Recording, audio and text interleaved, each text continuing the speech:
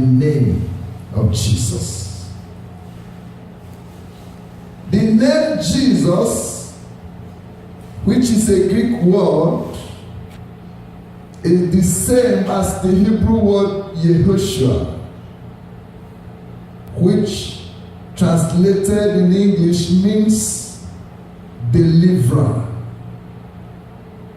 one who delivers, one who saves.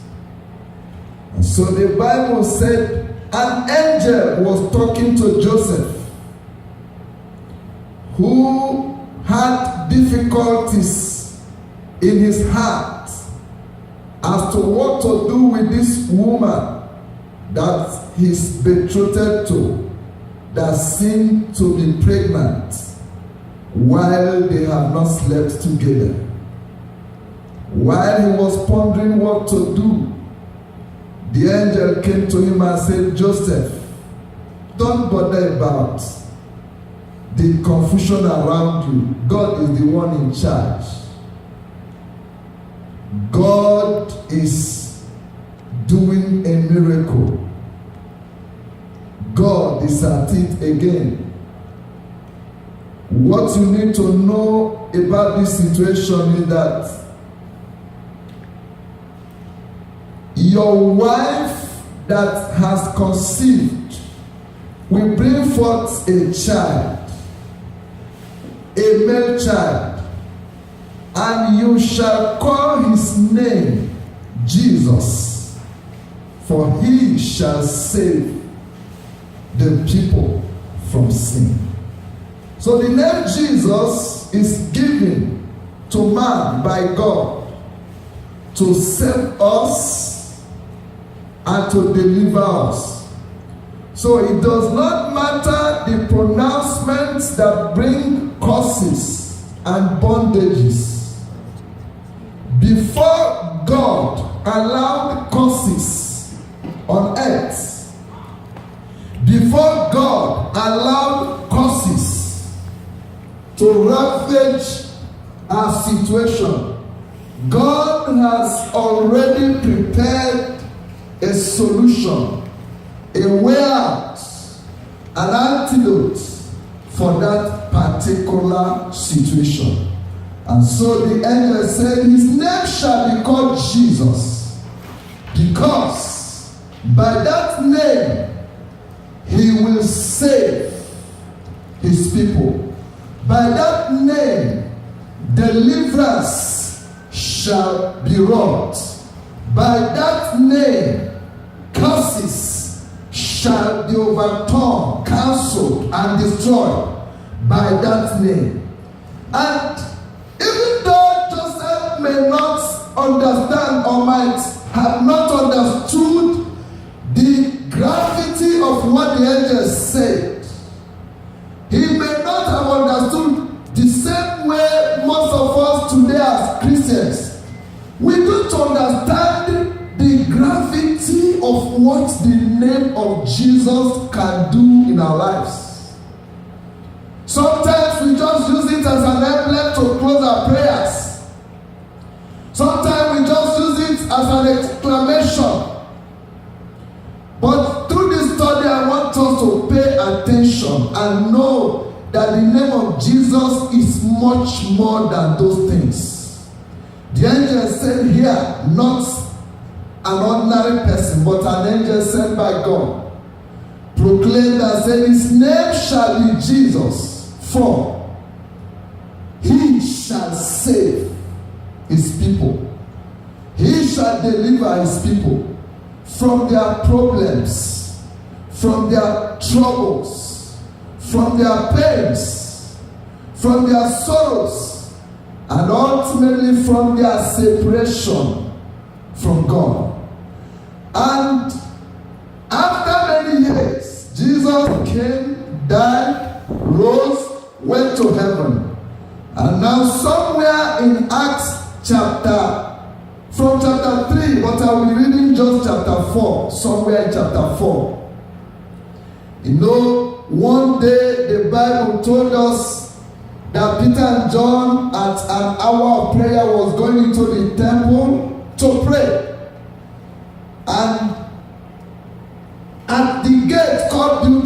they met a man who was crippled. Now, if you follow the story of that man, for many years, that man was older than Jesus. That man. So the man was crippled when Jesus was around.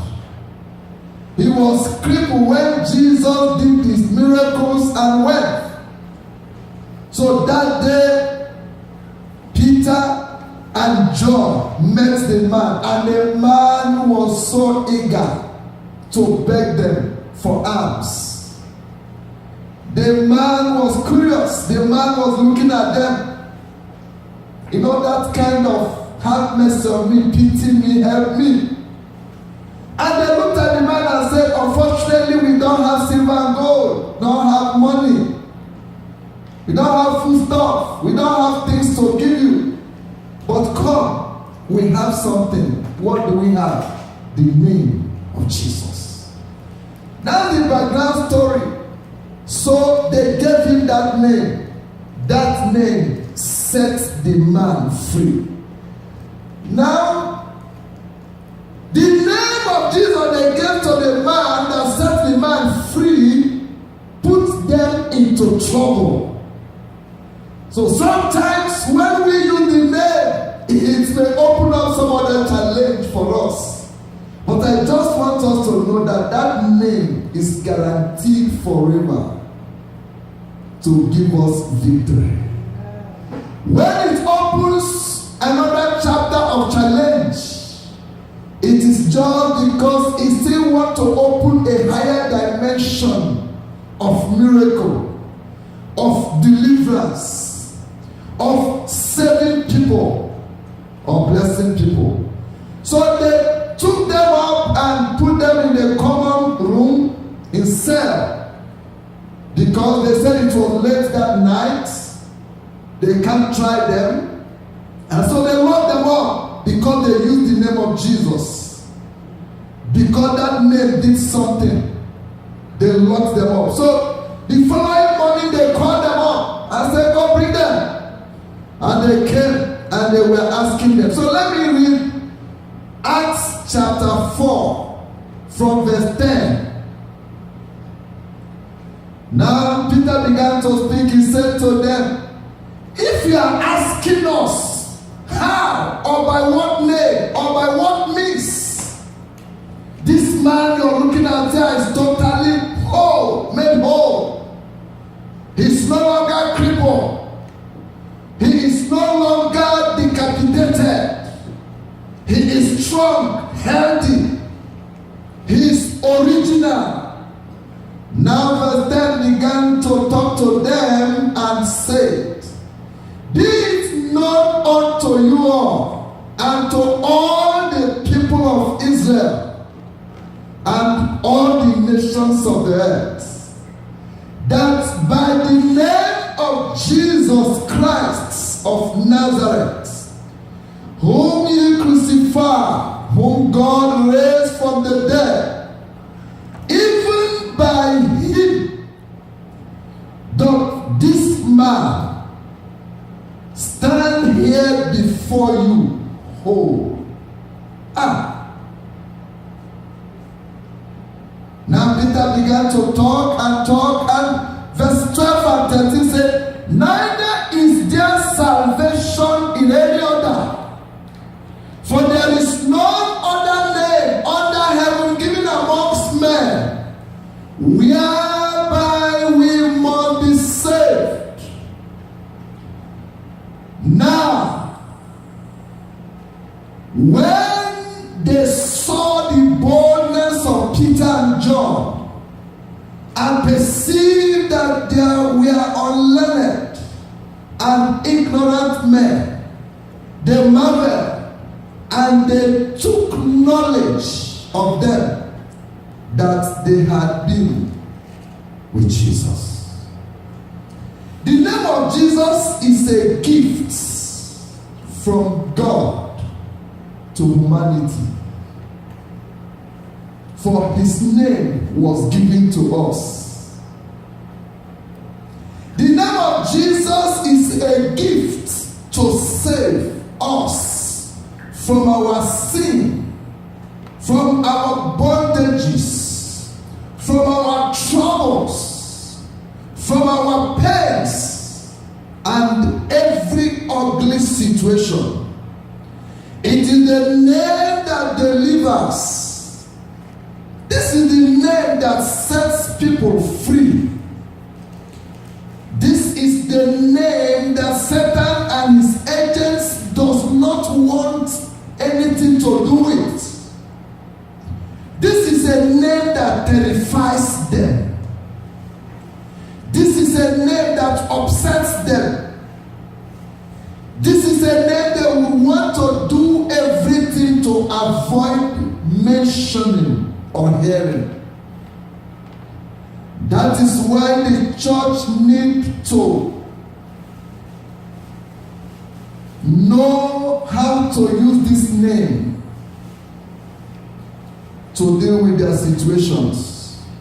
Because in that name, every knee bows. In that name, circumstances and all kinds of troubles gives way. Let's look at Philippians chapter 2. We can read from verse 9 to 11. If you're there before me, you can read.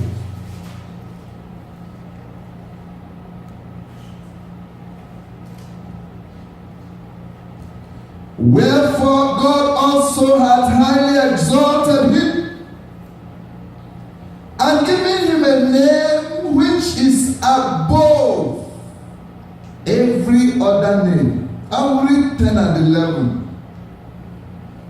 But from what this scripture has said, whatever that has name, whatever name, not just on earth, but also in heaven. The scripture also said, even now and in the world to come. So the Bible said that God has given him a name that is above every other. So if any cause has a name, like it is called cause, it's a name. And in the ranking from God, where is the position of cause? Under. If cancer has a name, as it is called, a sickness, whatsoever that has a name, you have a name given to you by God that will cause you to live above such names. He said, for God has exalted him above every other name. 10. That at the name of Jesus, every knee should bow, of things in heaven, or things in earth, and things under the earth. In the three spirit dimensions, in the heavens, on the earth, in the waters. So whether there be things in the heaven at the throne of God, or things on earth, the throne of man, or the things under the earth, the throne of the devil, the name of Jesus has been given preeminence over every other name. Whatever be the name, I don't care the kingdom it is named from. Whether it is a human kingdom or any other kingdom, whether it is a demonic kingdom, even in the kingdom of God, the name of Jesus ranks first before any other. Verse 11. And that every tongue should confess that Jesus Christ is glory to the glory of the Father. Listen, this is God's ordination. There is nothing anyone can do about it. Now, it is so surprising that most times we seem not to be maximizing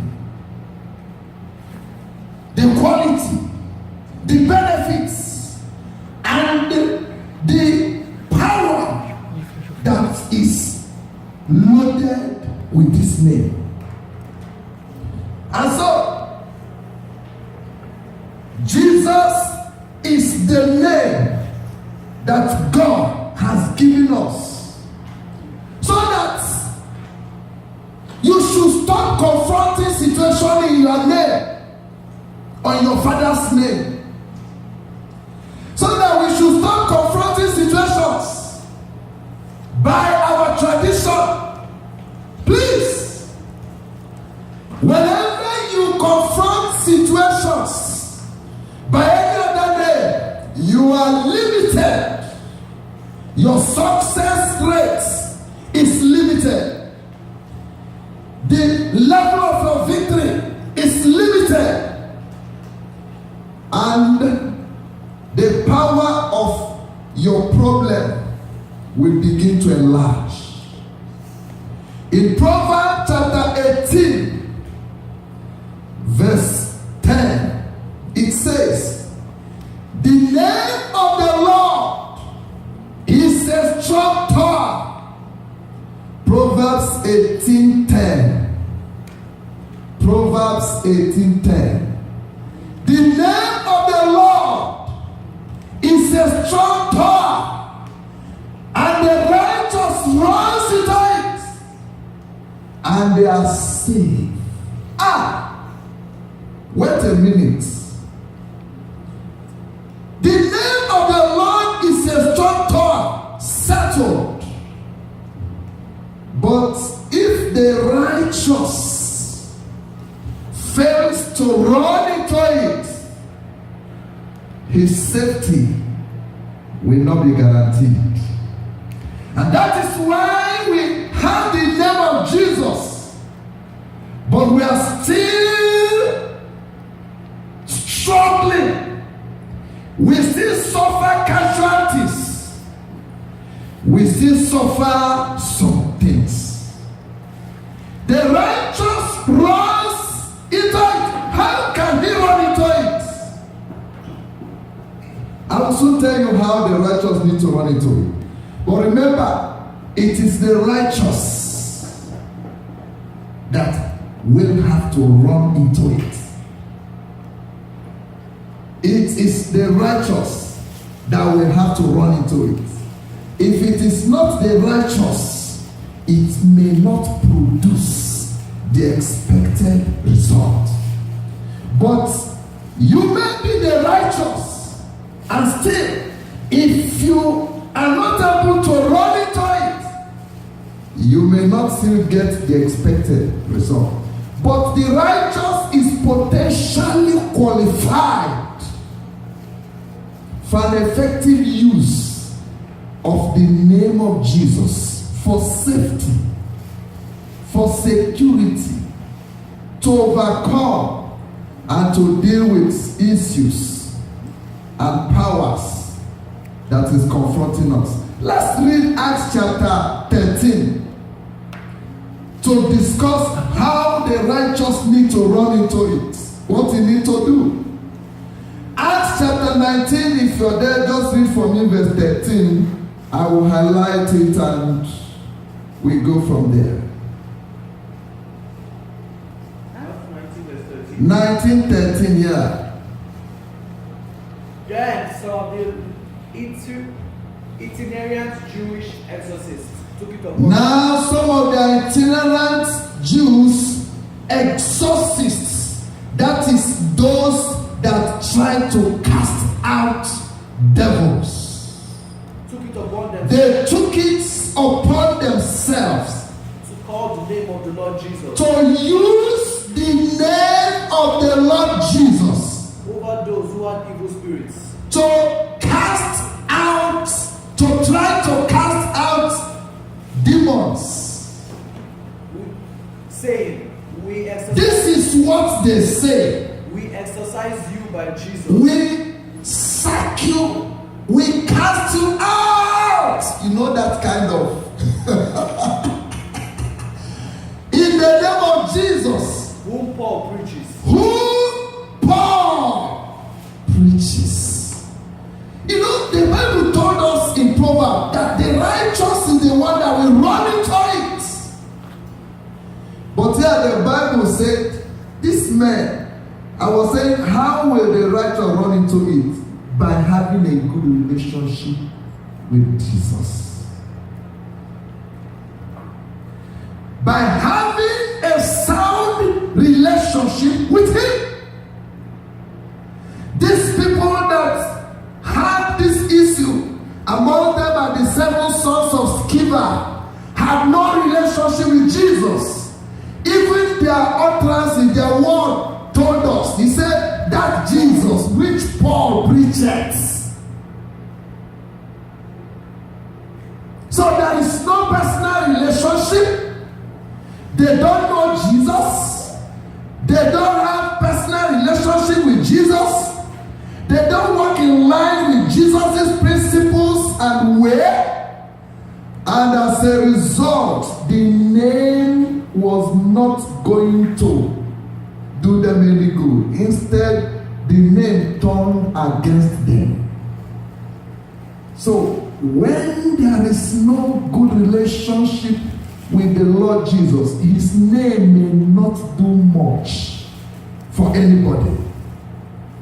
Because here we can see from that story, if you have read it before and after where we read, that Paul was casting out demons just through handkerchief, just through the name of Jesus.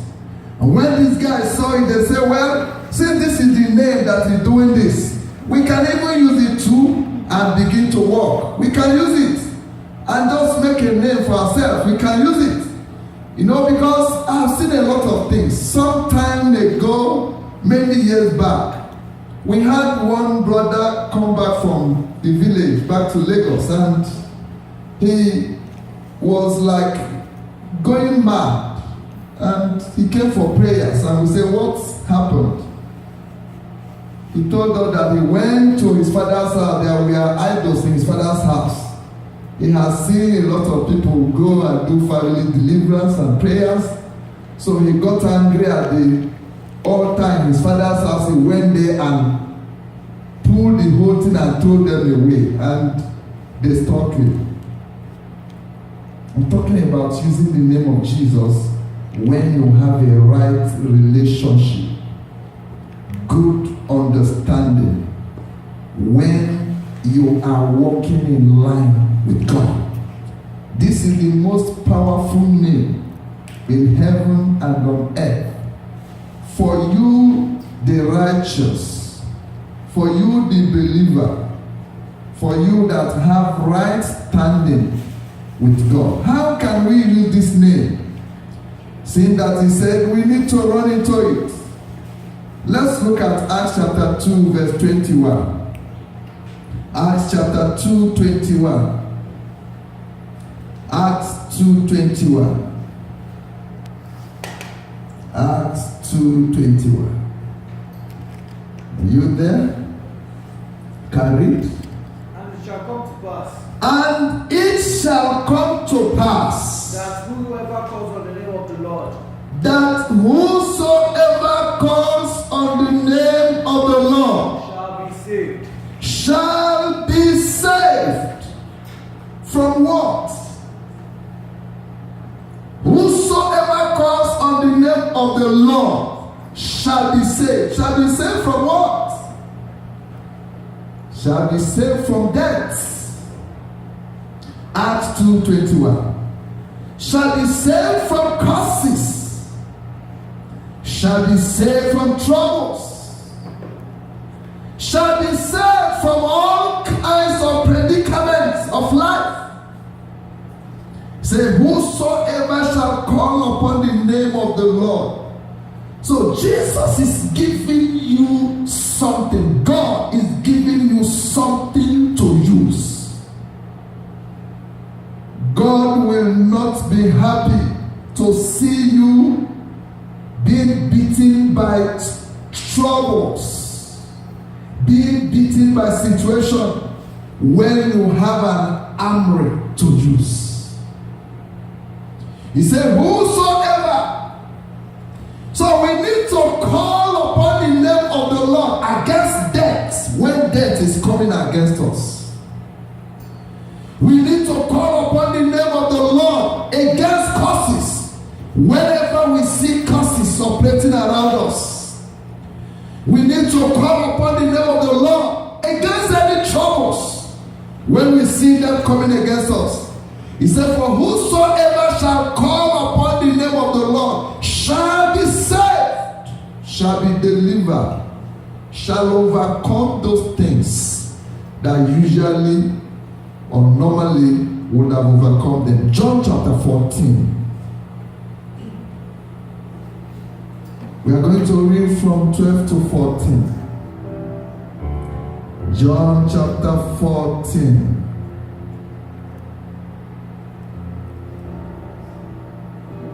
Are we there from 12? Let's read 1 to go. Verily, verily, I say unto you, he that believeth on me, the works that I do shall he do also, and greater works than this shall he do, because I go unto my Father. 13. And whatsoever ye shall ask in my name, that I will do, that the Father may be glorified in the Son. If ye shall ask anything in my name, for emphasis, I will do it. So look at the correlation here. Look at the relationship here. Jesus said, if you call upon my name for anything, I will do it. In other words, if you call upon the name of the Lord in any situation, it's just like today. If I walk in here now and every one of you is looking at me, if I call somebody, miracle, he suddenly will do what? Turn to look. All of you will hear what I've said, but because I didn't call you, you may not come, you may not answer. Why? It's not to me. That is what Jesus is making us know here. Anywhere you call my name, in any situation you call upon me, I will. That's the word. I will call. I will answer.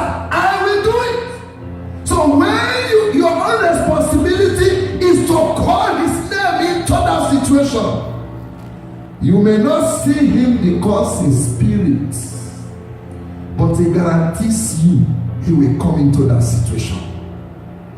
And he cannot come into that situation and that situation remains the same. So briefly, how to apply the name of Jesus? Because he said, if you call upon my name, I will come. So sometimes we call his name and it appears he didn't come. Sometimes, we abuse the name, we don't use it rightly. And so the name seems not to be working. How will we apply this name properly and get a maximum result? 3 ways. But I want us to know that first of all, understanding is very important. That when you call his name, he comes. So it is not just a close prayer that the name of Jesus should be used. It is not just for jesting. We should not use the name of Jesus in vain. We should know that that is the highest name available for us for victory.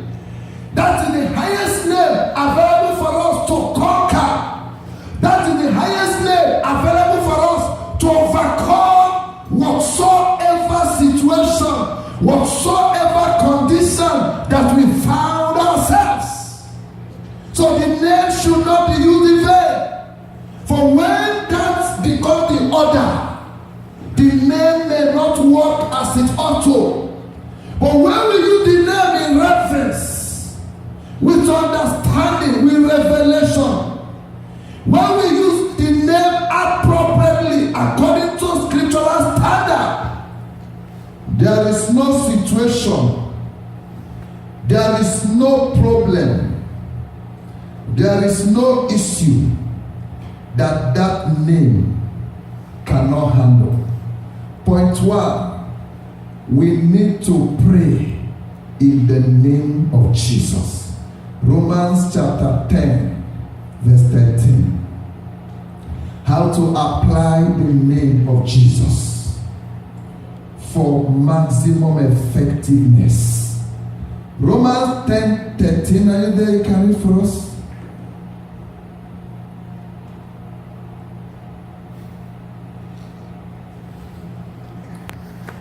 10:13.